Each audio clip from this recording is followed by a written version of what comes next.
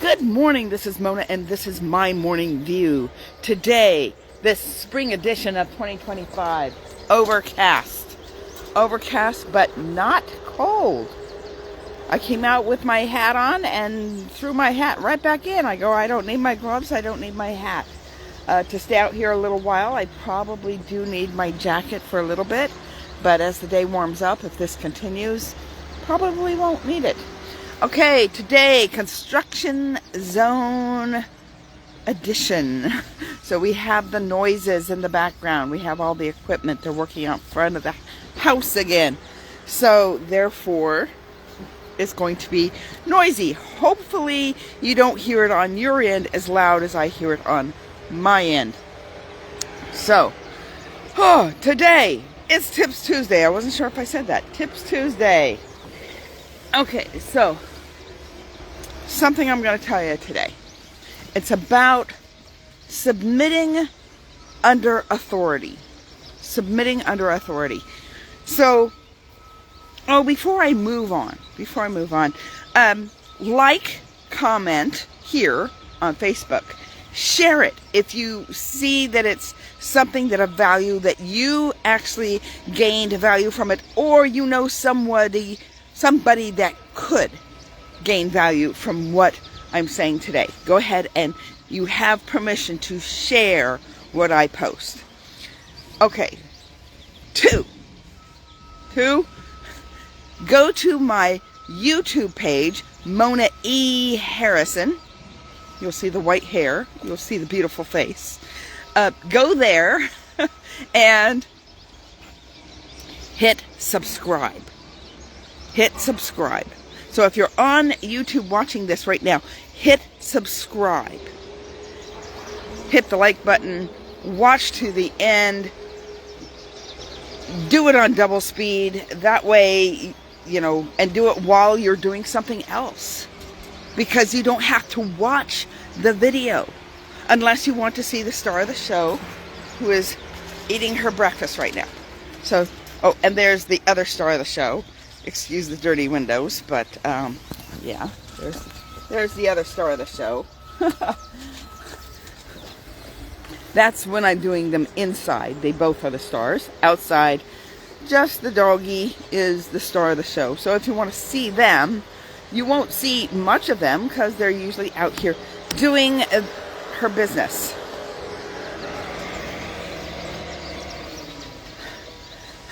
The noise is real. Okay, so from that, I can also hear landscapers off in the distance. So there's that as well. So go to YouTube, Mona E. Harrison, hit like, hit subscribe, hit notifications so you get when the new video comes in. I don't believe yesterday's video is uploaded yet. That may get uploaded today. And that is all the housekeeping for now. Because I'm supposed to do this in the beginning, the middle, and the end.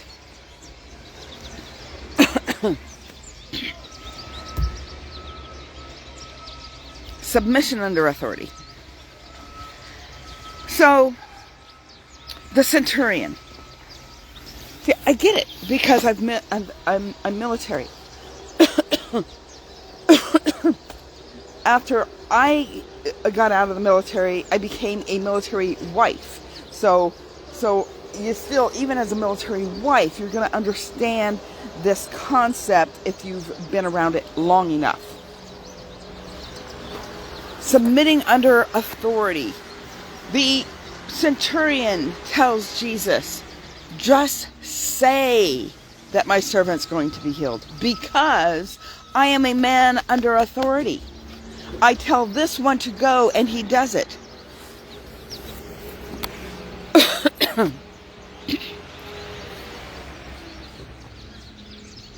Being under authority is when you are submitted to that person who is giving you orders. So for him, his ultimate orders came from Rome, came from Caesar, trickled down through the ranks, got to him. He understands the assignment and he does it. He sends the people that are below him because he's not just a man under authority, but he's also a man who is over authority. But notice his humility. Said, I am a man under authority. I tell this one to go, and he does it. He was showing that he was also a man of authority, but not claiming it, because he is a man under authority, because he knows his place. He knows his position.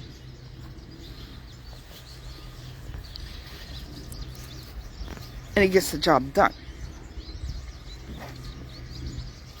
If you do not submit under authority, Drina, they're working on her all day. All day. Hey. Psst. Hey. They're working there all day. Come on. Trying to do a video here. The real. R-E-A-L. She's the star anyway. All right. I come over this way and she runs this way to bark.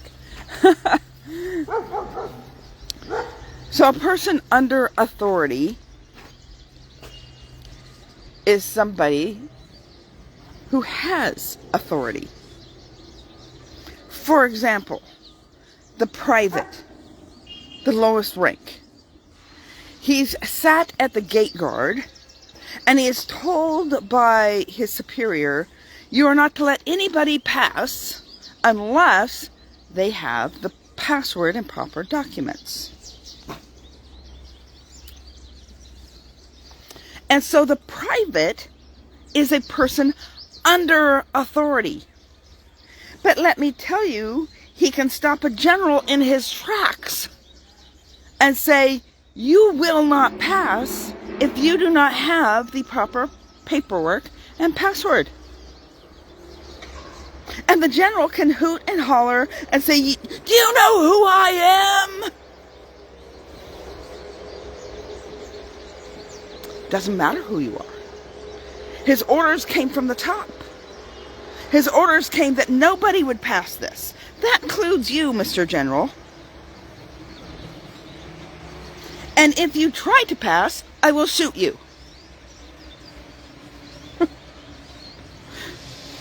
How much authority does a general have against a bullet? So as you can see, oh, hopefully I don't get monetized for that. Oh, I don't get paid anyway. But it might get stopped and said, oh, you can't say that. I'm talking military terms. If they can't handle military terms, shut up and sit down. Oh, wait, that would be a Feisty Friday moment. Sorry. So here it is. A private, the lowest person, is acting under authority and has authority. Jesus said he didn't see any greater faith. You know, there was only two people that he said had great faith. Somebody said, you have little faith. Somebody said, your faith has. Two people, he said, you have great faith. Neither of them were people that he had come to. The Syrophoenician woman, she was not Jewish. She said, even the dogs get to eat the scraps from the children's table.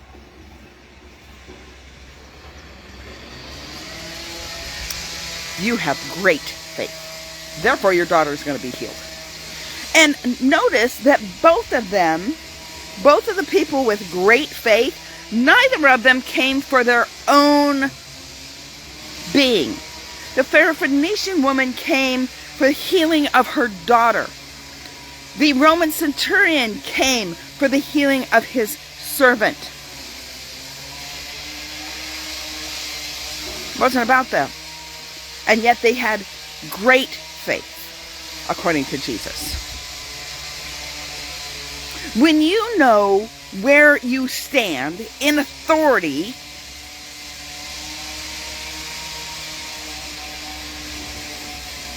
you have great faith. Because you know what is behind you. The centurion had the whole Roman army behind him. He had Rome behind him. He had the Caesar himself behind when he acted under authority. When someone goes rogue, they want to do their own thing. They are then subject to punishment. They get captain's quarters, they get NJP, they get the brig, they get kicked out without a good conduct. And man, it's better if you've never been in the military than get kicked out with a other than honorable discharge.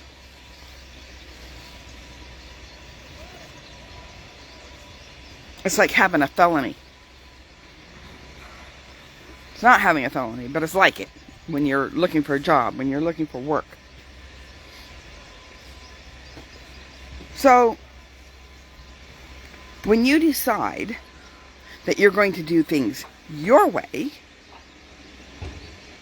and not the way that you are subject under authority to, that is pride.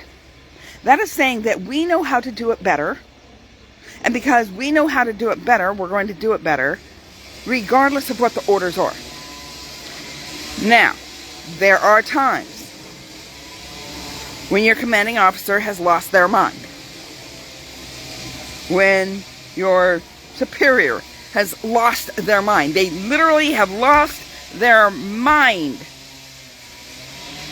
And they are not making good judgment calls, and they are making them on their own opinions and not from that which is what they're subject to, what a chain of command they're getting their orders from. Somewhere in the line, somebody's lost their mind.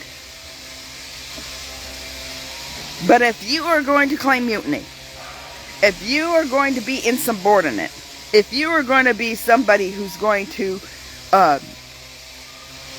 say, no, this is wrong, and I'm not letting you do this, even if it costs me my life, because I am not allowing this to happen, you better know that you are right. Because if you are not right, you may lose your life. You may lose your life right then. You may lose your life after. But you will lose your life.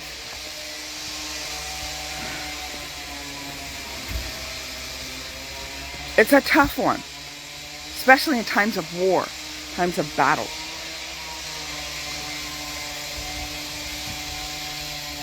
You know the sounds are distracting, right? There could be a whole lot of squirrel moments right now.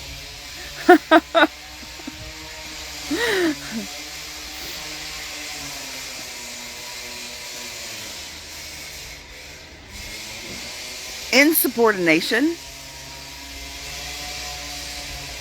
other than, when this person's lost their mind.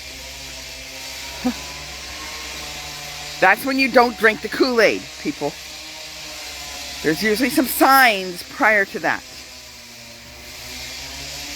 And you can go through a chain of command that may be helpful. A lot of times, chain of command is just as corrupt if that individual's corrupt. So you have to be careful. You have to know what you're doing. Usually it's an NCO that catches this, or a lower ranking officer, or, a middle of the road.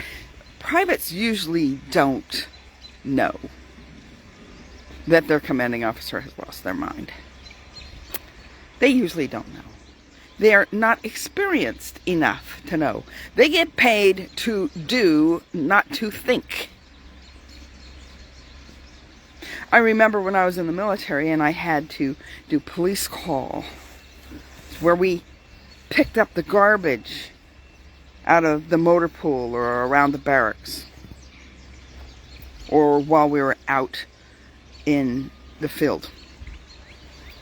Bivouac for the Marines, field for Army dudes. I was an Army wife, so I was an Army wife longer than I was a Marine, so a lot of times I mix up the terms because I heard the terms for Army longer than I heard the terms for Marines. So that can happen from time to time, just a warning. So what happened was, I would complain because I did not smoke cigarettes. Why do I have to pick up cigarette butts? I don't smoke. How about you make the smokers pick up the cigarette butts? I'm a private. PFC, Lance Corporal. I'm like, why do I have to pick them up? Make the smokers pick them up. Disgusting things. Yeah.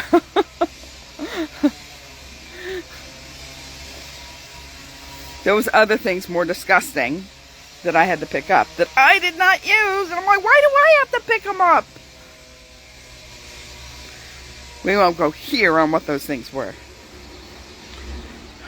Mind you, I was the only woman at the time that was going to the field, that was working with the guys, that had to do the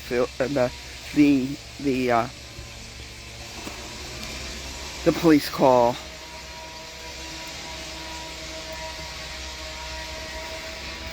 So here I am complaining about this stuff. And then I don't remember when I heard this story. It may have been after I got out of the military, while I was a military wife. But there was a story of a unit in Vietnam that had gotten cut off from supplies. And when they had gotten cut off from supplies, they were forced to smoke the cigarettes from their C-routes. C-routes. When I came in, it was MREs. They were just transitioning. My husband had both. So anyways, their rations, I'll say it that way, from their rations. They got cut off supply and they had to smoke. There was 2 cigarettes in a pack of rations. Now the non-smokers, they probably sold theirs off to the ones that didn't have, or traded. Hey, I'll trade you that for this. We used to do that all the time, trading the stuff that we didn't like in our rations. So they did not clean up. They moved on to another location. The enemy came in and they saw what trash they had left behind, aka cigarette butts. They saw that it wasn't Marlboro. They saw that it wasn't Winston. They saw it wasn't, Viceroy or Lucky Strike or whatever the cigarettes were at the time during the Vietnam era. They saw that it was the ration cigarettes, which told them they were cut off from supply.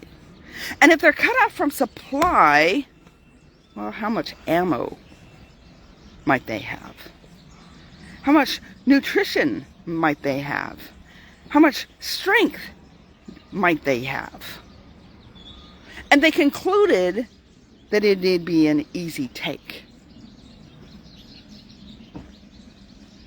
And because they didn't have a police call and didn't clean up their garbage, you could see where they had been, projecting where they would be going.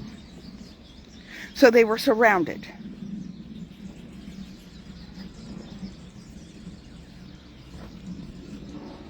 And you can guess the rest of the story.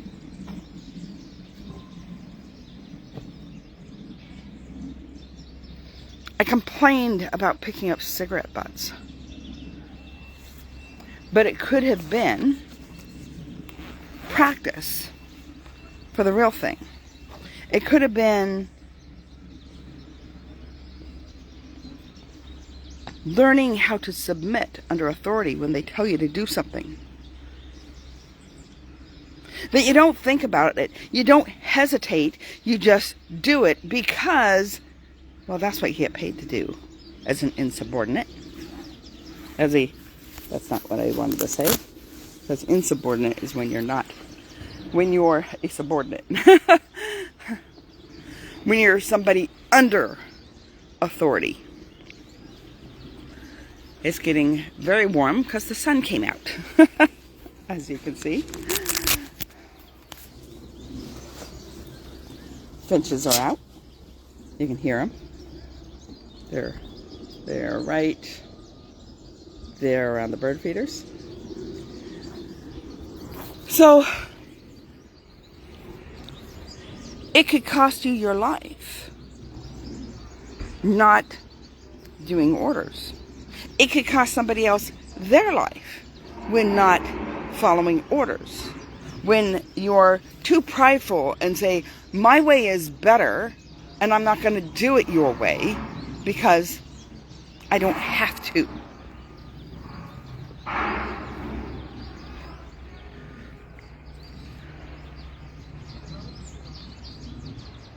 When you do that, you lose all authority. You lose all authority. The same thing in the spiritual realm, because Jesus told him that he had the greatest faith. He had great faith. The centurion had great faith because the centurion understood the concept of how it works.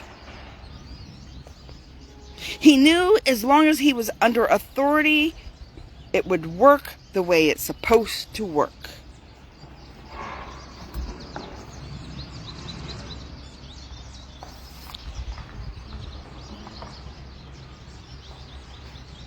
We need to look at that in our own lives. And how we are in the physical is how we are in the spiritual. If you are not submitting under authority,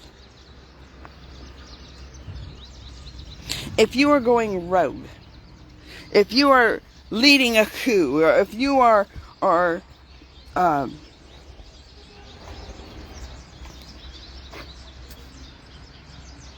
wanting to do things your own way, like the sons of Korah in the rebellion against Moses, like Miriam and Aaron who questioned Moses' leadership. I could name 10 off the top of my head cases where they didn't want to submit under authority, that they wanted to do their own thing, that there was pride, there was arrogance. That's really, when you come down to it, getting the layers out. A lot of times it's fear. The fear of not having control over the things that you do. That independence. The false hope of freedom.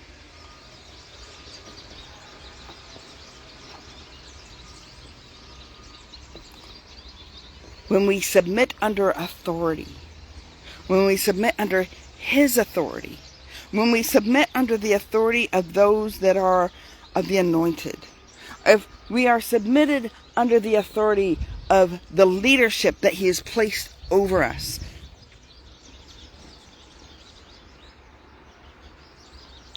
we have way more freedom.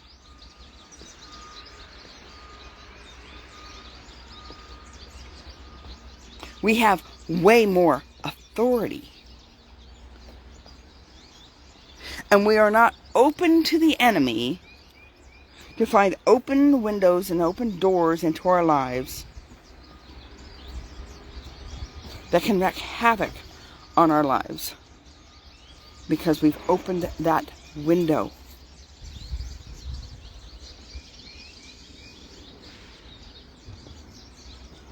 So that is my morning view. Blessings, everybody.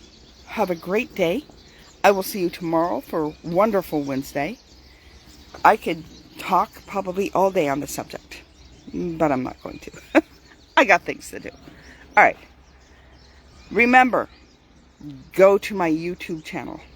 Hit submit. Mona E. Harrison. Hit submit, like, listen through on fast speed while you're getting dressed, while you're doing dishes, while you're doing some folding laundry, while you're doing anything, while you're walking, while you're running if you're a runner, while you're out on a stroll. You can listen to it, and listen to it on fast speed on YouTube. You can't do it here on Facebook unless you do it on a computer with a speed controller.